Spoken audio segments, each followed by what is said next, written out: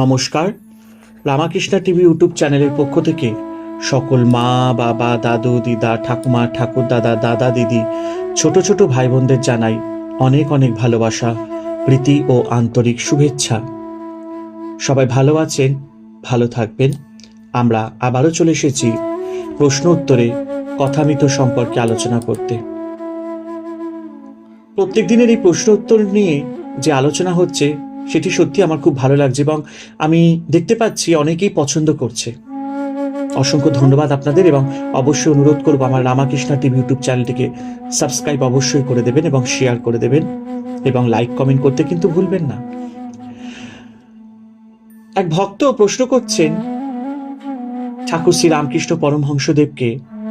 তিনি জিজ্ঞাসা করছেন, অর্থ যাতে বেশি হয় এই চেষ্টা কি করতে পারি? এই প্রশ্নের উত্তরে ঠাকুর বলছেন, বিদ্যার সংসারের জন্য পারা যায়। বেশি উপায়ের চেষ্টা করবে, কিন্তু সদুপায়। উপার্জন করা উদ্দেশ্য নয়, ঈশ্বরের সেবা করাই উদ্দেশ্য। টাকাতে যদি ঈশ্বরের সেবা হয় তো সে টাকায় দোষ নাই। হরে কৃষ্ণ কৃষ্ণ কৃষ্ণ হরে হরে, হরে রাম রাম রাম হরে হরে।